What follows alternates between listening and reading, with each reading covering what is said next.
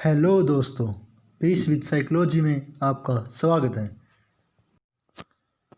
हमने अपनी सफलता को सीमित कर रखा है। आज के समय में हमारी सफलता दूसरों द्वारा निर्धारित होती है।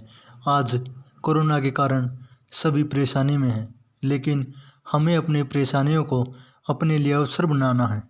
हमें जीवन में पहाड़ की भांति अकड़ कर खड़े नहीं रहना है, बल्कि पानी की भांति अपना रास्ता बदलते हुए अपनी मंजिल तक पहुंचना है। अगर हम दूसरों पर निर्भर रहेंगे तो हमारा जीवन खुशहाल कैसे हो सकता है। अगर हम अपना जीवन अपने हाथों पर, अपने पैरों से, अपने जीवन को अपने दिल से, अपनी बुद्धि से अगर चलाएंगे तो हमें जो खुशी और जो धन और जो शोहरत मिलेगी उसकी खुशी अलग ही होगी। अगर हम किसी दूसरे से तुलना करेंगे तो हम हमेशा अपने आप को कमज़ोर ही पाएंगे। अगर हम समय को भगवान के साथ जोड़ कर देखें तो हमारा और भगवान का जीवन भी हमारे समान दिखता है।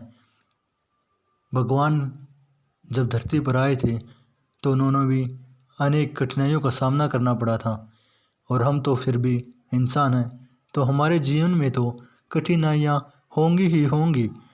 इसलिए अपने जीवन में कठिनाइयों से हमें घबराना नहीं है। हमें किसी पहाड़ के भांति खड़े नहीं रहना है, बल्कि हमें पानी के समान अपना रास्ता बदलते बदलते अपनी मंजिल को हासिल करना है। छितर पानी में काई जम जाती है, इसलिए हमें हमेशा गतिशील बना रहना चाहिए। अगर हम गतिशील होंगे तो हम हमेशा नई ऊर्जा के साथ कोई कार्य करेंगे। अगर हम कोई नया बिजनेस शुरू करते हैं या शिक्षा में आगे पढ़ाई करना चाहते हैं, कुछ जीवन में अगर सीखना चाहते हैं, तो हमें गतिशील बना रहना चाहिए। हमारी उम्र जो सिर्फ एक नंबर है, अगर वो हम अपनी बुद्धि में सोच कर चलेंगे कि हमारी उम्र ज़्यादा है या कम है, तो हम हमेशा पीछे रह जाएंगे। हमें आगे बढ़ने के लिए निरंतर कोशिश करती रहनी चाहिए, चाहे हमारी उम्र जो भी हो। हमें कोशिश करनी चाहिए कि हम पहाड़ की तरह ना खड़े रहें, बल्कि पानी की तरह बहते रहें और बहते रहें। अपने जीवन में हम अनेक खुशियाँ पाएंगे, क्योंकि हम गतिशील हैं। अगर हम गतिशील नहीं हैं तो हम कमज़ोर होंगे और दुनिया हमारा फ़ायदा उठाएगी, सिर्फ फ़ायदा उठाएगी। हमें सिर्फ आगे बढ़ना है, हमें किसी के साथ की ज़रूरत नहीं होनी चाहिए। गौतम बुद्ध ने भी यही कहा था, आत्म दीपक स्वयं बनो। यानी अपना दीपक स्वयं बनने के लिए हमें किसी की ज़रूरत नहीं है, बल्कि समय के प्रयास और कोशिश की आवश्यकता है। अगर हम दूसरों पर निर्भर रहेंगे, दूसरों से द्वारा नियंत्रित होंगे, तो हमें खुशियाँ भी सीमित मात्रा में प्राप्त होंगी। अगर हम सीमित मात्रा में ना पाकर अपनी खुशियों को ऐसी मात्रा में जहाँ कोई क्षमता या सीमित ना हो वहाँ तक पहुँचना है, तो हमें ज़्यादा से ज़्यादा प्रयास यही करना होगा कि हम अपने आप पर निर्भर रहें और गतिशील बने रहें। अगर हम ज़िंदगी में ज़्यादा सीरियस बनकर रहेंगे तो हमारा कोई फ़ायदा नहीं होगा।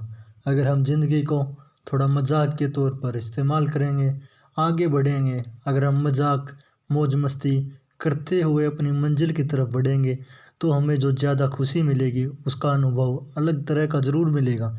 अगर हम सीरियस होकर किसी कार्य को करेंगे तो उससे सिर्फ तनाव होगा, जो कि लॉकडाउन में हमने ज़रूर देखा ही देखा है।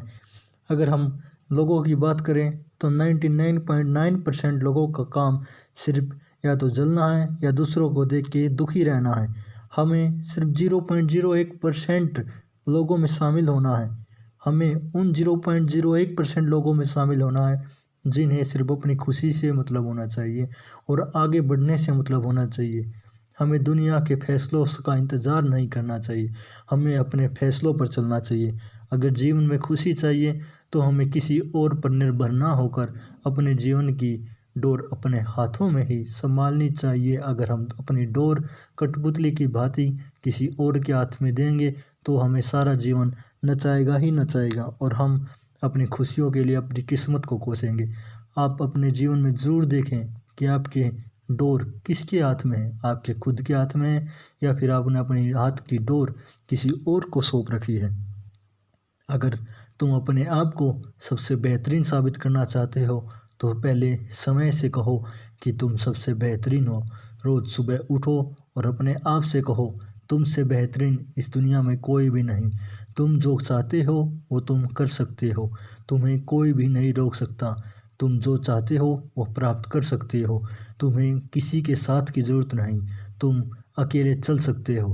रविंद्रनाथ टैगोर ने कहा था, अकेले चलो, क्योंकि जीवन में किसी का साथ जीवन भर नहीं रहने वाला।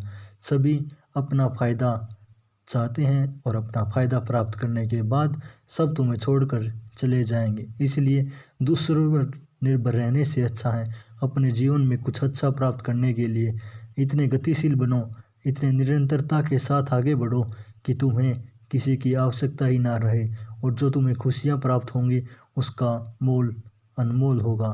तुम्हें आगे बढ़ने से रोकने वाला कोई और नहीं बल्कि तुम समय हो। अगर तुमने समय पर अपनी जीत अर्जित कर ली तो तुम्हें कोई भी आगे बढ़ने से नहीं रोक सकता। रावण ने भी अपने आप से आगे बढ़ने के बारे में नहीं सोचा, उसने अपने इंद्रियों पर नियंत्रण नहीं रखा, इस वजह से वह पीछे रह गया। इंद्रियों पर नियंत्रण होना बहुत ज़रूरी है, क्योंकि इंद्रियों पर ना नियंत्रण होना हमारे बुराई के तरफ बढ़ने के कदम होंगे। अगर हमें आगे बढ़ना है तो हमें अपनी इंद्रियों पर भी नियंत्रण करना ज़रूरी है। हमें हमेशा आगे बढ़ते रहना है। हमें प्रकृति से सीखने की ज़रूरत है। जैसे रविंद्रनाथ टैगोर जी ने कहा था कि प्रकृति सबसे बड़ा गुरु है, यह हमें जो सिखाता है वह कोई भी नहीं सिखा सकता।